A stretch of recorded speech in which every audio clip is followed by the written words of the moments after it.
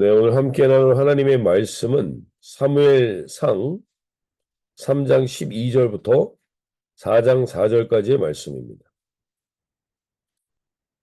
사무엘상 3장 12절부터 4장 4절까지의 말씀, 제가 세번역 성경으로 읽어드릴 때 오늘도 하나님 반드시 하나님의 살아계신 말씀, 그 한 말씀을 우리에게 해주시옵소서. 고백하며 나가겠습니다. 때가 오면 11절부터 봅니다. 주님께서 사무엘에게 말씀하셨다. 내가 이제 이스라엘에게 어떤 일을 하려고 한다. 그것을 듣는 사람마다 무서워서 귀까지 멍멍해질 것이다.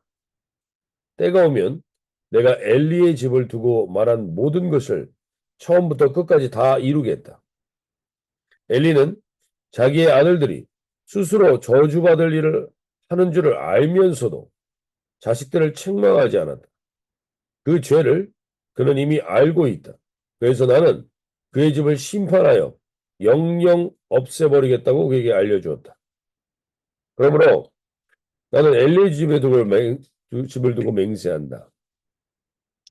엘리의 집 제약은 재물이나 예물로도 영영 씻지 못할 것이다. 사무엘은 아침이 밝을 때까지 누워있다가 주님의 집 문들을 열었다. 그러나 사무엘은 자기가 환상을 보고 들은 것을 엘리에게 알리기를 두려워하였다. 엘리가 사무엘을 불렀다. 그는 내 아들 사무엘아 하고 불렀다. 예, 제가 여기 있습니다. 하고 사무엘이 대답하였다. 엘리가 물었다. 주님께서 너에게 무슨 말씀을 하시더냐? 나에게 아무것도 숨기지 말아라. 주님께서 너에게 하신 말씀 가운데서 한마디라도 나에게 숨기면 하나님이 너에게 심한 벌을 내리고 또 내리실 것이다. 사무엘은 그에게 하나도 숨기지 않고 모든 것을 말하였다. 엘리가 말하였다. 그분은 주님이시다. 그분께서 뜻하신 대로 하실 것이다. 사무엘이 자랄 때 주님께서 그와 함께 계셔서 사무엘이 한 말이 하나도 어긋나지 않고 다 이루어지게 하셨다. 그래서 단에서 브엘세바까지 온 이스라엘은 사무엘이 주님께서 세우신 예언자임을 알게 되었다. 주님께서는 실로에서 계속하여 자신을 나타내셨다. 거기에서 주님께서는 사무엘에게 나타나셔서 말씀하셨다. 4장 1절부터 4절 읽어드립니다. 사무엘이 이 말을 하면 온 이스라엘이 귀를 기울여 드렸다. 그 무렵에 블레셋 사람이 이스라엘을 치려고 모여들었다. 이스라엘 사람은 블레셋 사람과 싸우려고 나아가서 에벤에셀의 진을 쳤고 블레셋 사람은 아벡의 진을 쳤다. 블레셋 사람이 전열을 갖추고 이스라엘 사람을 치자 치열한 싸움이 벌어졌다. 이스라엘은 이 싸움에서 블레셋에게 졌고 그 벌판에서 죽은 이스라엘 사람은 4,000명쯤 되었다. 이스라엘의 패전병들이 진으로 돌아왔을 때 장로들이 말하였다. 주님께서 오늘 우리가 블레셋 사람에게 지도록 하신 까닭이 무엇이겠는가? 실로에 가서 주님의 언약궤를 우리에게로 모셔다가 우리 한가운데 있게 하여 우리를 원수의 손에서 구하여 주시도록 하자. 그래서 이스라엘 백성이 실로로 사람들을 보냈다. 그들이 거기 그룹들 사이에 앉아 계시는 만군의 주님의 언약궤를 메고 왔다. 하나님의 언약궤를 가져올 때 엘리의 두 아들 홈니와 비느하스도 함께 왔다. 네, 오늘 우리가 이 말씀을 통해서 다시 한번 하나님께서 사무엘에게 처음으로 나타나셔서 말씀하십니다. 사무엘아, 사무엘아 불렀는데 사무엘은 하나님이 자기를 부르는지 몰랐습니다. 하나님과 이렇게 직접적으로 소통해 본 적이 없었기 때문입니다. 그러나 하나님은 그 하나님이 사무엘에게 말하고 계신다는 사실을 알려줍니다. 오늘도 마찬가지입니다. 오늘 이 아침에 저희가 분명히 이 하루를 살아가면서 우리는 하나님의 말씀의 통로가 될 수도 있고 사탄의 계략의 통로가 될 수도 있습니다. 이것은 우리가 어디에 귀를 기울이고 있느냐에 따라서 달라지는 것입니다. 오늘 이 아침에 무엇보다도 우리가 하나님의 말씀의 통로가 되어서 살기를 소원하며 이 아침에 이 말씀을 나누길 원합니다. 사무엘은 지금 하나님과 처음으로 말씀을 통해서 교제를 합니다. 근데 그 말씀의 내용이 엘리 집안의 심판에 대해서 말씀하십니다. 처음으로 지금 사무엘과 하나님이 말씀을 나누는데 사무엘에게는 너무 무서운 말인 겁니다. 근데 왜 하필 하나님은 사무엘과 처음 만나는데 이렇게 무서운 말씀으로 시작하시는 거예요? 두 가지 의미가 있을 수 있습니다.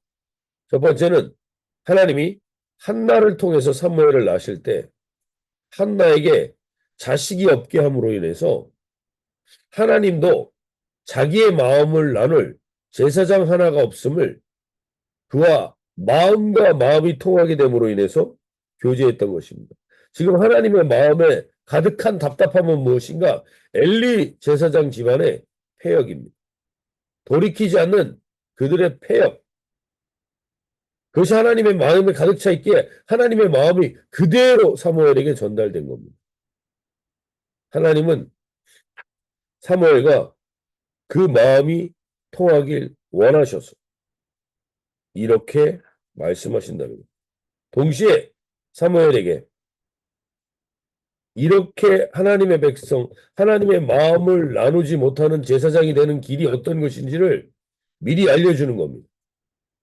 그래서 절대 엘리처럼 그러한 제사장이 돼서는 안 된다라는 것도 알려주시기 위해서 하나님은 사무엘에게 먼저 이렇게 나타나서 말씀하십니다.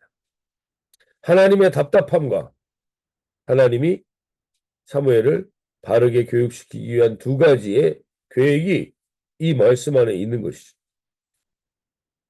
사무엘은 그 말씀을 듣고 15절에 보시면 사무엘이 아침까지 누웠다가 여호와의 집에 문이 열었으나 그 이상을 엘리에게 알게 하기를 두려워하였다. 반드시 우리는 하나님의 사람으로 살아갈 때 이 일을 경험하게 됩니다. 사람들에게 이 말을 하는 게 두렵습니다. 특히 사무엘은 지금 엘리에게 모든 가르침을 받고 있습니다. 그래서 엘리의 집안의 멸망에 대해서 이야기한다는 건 참으로 쉽지 않은 것입니다. 우리도 오늘 하루를 살아가면서 이런 기로에 놓이게 될 때가 많이 있습니다. 하나님의 뜻이 무엇인지를 알지만 이 하나님의 뜻을 그 누군가에게 말하기가 어려운 상황에 놓일 때가 있습니다. 그때 오늘 우리가 사무엘과 같이 선택하는 하루가 되기를 소원합니다. 하나님은 사람을 좋게 하랴 하나님을 좋게 하랴. 하나님의 말씀이 그리고 하나님의 뜻이 분명하다면 우리가 흔들리지 않아야 합니다. 우린 때로는 하나님의 뜻이 무엇인지 몰라서 우리가 그렇게 했습니다라고 말할 때가 있지만 그렇지 않을 때도 많습니다. 하나님의 뜻이 무엇인지 압니다. 그러나 그렇게 행하기가 부담스럽거나 누군가에게 이렇게 가는 것이 어려울 때가 있습니다. 그러나 오늘 이 아침에 다시 한번 사람의 뜻을 맞춰준 것은 잠깐은 좋을지 모르지만 반드시 후회할 결과를 가져옵니다. 공동체가 타락하게 되는 것도 마찬가지입니다. 어떤 한 사람의 주장을 우리가 거부하기가 어려워서 그냥 따라갈 수밖에 없게 된다면 그 공동체는 이미 부패하고 썩어져 가고 있는 것이죠. 하나님의 뜻이 무엇인지 그 뜻을 안다면 그 뜻을 하나님의 뜻인지를 알기 위해 나누는 것은 그것이 자연스러운 공동체가 교회 공동체가 돼야 합니다. 오늘 사무엘은 두려웠지만 결국 18절에 사무엘이 그것을 그에게 자세히 말하고 조금도 숨기지 아니하였다라고 말합니다. 오늘 우리도 주님이 우리에게 무엇을 행하기를 원하시는지 분명히 알고 있는 부분들이 있을 수 있습니다. 그런데 그것을 하기가 싫습니다. 하기가 두렵습니다. 하기가 불편합니다. 그럼에도 불구하고 하나님의 뜻을 따라서 행하는 사무엘과 같은 걸음이 있는 저와 여러분이 되시길 바랍니다. 이 사무엘의 말을 듣고 엘리가 한 반응은 그가 이르되 이는 여호와 신이 선하신 대로 하실 것이니라 하시며 자기 집안에 망하는 이야기를 들었는데 자기 아들들의 패역이 하나님의 마음을 얼마나 불편하게 하고 있는지를 들었는데 엘리는 하나님은 선하시니 그대로 하실 거라고 말합니다. 이것이 엘리가 엘리 안에 있는 영적인 둔감함과 무능력함을 보여줍니다. 오늘 우리 가운데도 하나님의 뜻이 무엇인지 알아도 별로 반응하기 어려울 만큼 무뎌진, 무감각한, 영적으로 지금 회개하고 돌이켜야 될 텐데 이렇게 말하고 있는 것은 아닌지 이러한 둔한 상태로 살고 있는지 돌아봐야 합니다. 저는 하나님은 한 입으로 두말하시는 분이 아님을 성경은 우리에게 알려줍니다. 세상의 모든 사람들은 분명히 아셔야 합니다. 세상의 모든 사람들은 한 입으로 두말할 상황들이 올 수 있습니다. 우리는 그렇게 불완전한 자들입니다. 그러나 하나님은 한 입으로 두말하실 분이 아닙니다. 근데 성경 안에서 보면 하나님이 말씀하시고 그 말씀을 번복하신 경우들이 몇 번 있습니다. 그 대표적인 것은 딱 그들이 요나의 심판의 메시지를 니느웨에 했는데 니느웨 백성들이 돌이키며 회개하며 금식을 짐승까지도 금식시키며 그렇게 돌이켰을 때 그들의 심판의 메시지를 거두십니다. 히스기야에게 죽을 것이라고 죽을 병에 걸려서 죽을 것이라고 했을 때 이 히스기야 벽을 보고 통곡하며 회개하자 하나님은 그 뜻을 돌이키십니다. 하나님은 어떠한 심판의 메시지일지라도 우리가 회개하고 돌이키고 통곡하고 돌이키면 그 뜻을 번복하시는 하나님입니다. 오직 이 한 번, 하나님이 한 입으로 두말하실 때는 딱 이 한 번입니다. 이 이유 때문에 하나님은 아무도 멸망하지 않길 원하시기 때문에 너희를 향한 나의 생각은 심판이나 멸망이 아니요 회복이기 때문에 하나님이 한 입으로 두말하실 때는 딱 이 경우입니다. 회개하며 돌이키면 그 뜻을 돌이키시고 번복하실 때가 있습니다. 그러나 엘리는 하나님 앞에 통곡하고 가슴을 찢고 회개할 기력도 마음도 영적인 센스도 없습니다. 그들은 그저 하나님을 통해서 잘 먹고 잘 사는 것 그거 외에 별 관심이 없습니다. 오늘 4장에서도 그들이 블레셋과의 전쟁에서 지자 그들이 행하는 것이 뭡니까? 마치 하나님의 여호와의 법궤를 미신의 부적처럼 전쟁에 끌고 들어가는 것입니다. 그들의 인생은 비참하게 됩니다. 그건 내일 우리가 살펴보게 되겠지만 오늘 저와 여러분 가운데 이렇게 영적으로 둔감해져 있는 부분들이 있다면 돌이키실 수 있길 바랍니다. 우리가 우리 안에 하나님이 무엇을 원하시는지 알고 하나님이 우리가 이게 회개하게 하기 위해서 우리에게 하시는 말씀에도 불구하고 우리가 둔감하여져서 돌이키지 아니한다면 우리는 참으로 비참한 하루를 오늘 살게 될 것입니다. 오늘 하루 하나님 우리가 이러한 하루를 살길 원합니다. 이러한 하루를 살길 원합니다. 그 선포의 구절이 오늘 19절 말씀입니다. 오늘 하루 살아가는데 우리 모든 주은혜 가족분들 한 분 한 분이 이러한 삶을 살기를 소원하며 나가길 원합니다. 19절에 사무엘이 자라매 여호와께서 그와 함께 계셔서 그의 말이 하나도 땅에 떨어지지 않게 하신다.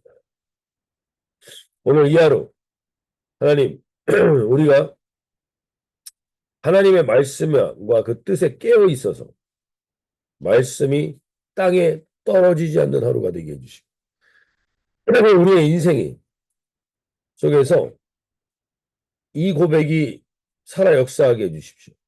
여호와께서 그와 함께 계셔서 그의 말이 하나도 땅에 떨어지지 않게 하시니 우리의 자녀들에게 하나님 이 은혜가 있게 해주십시오.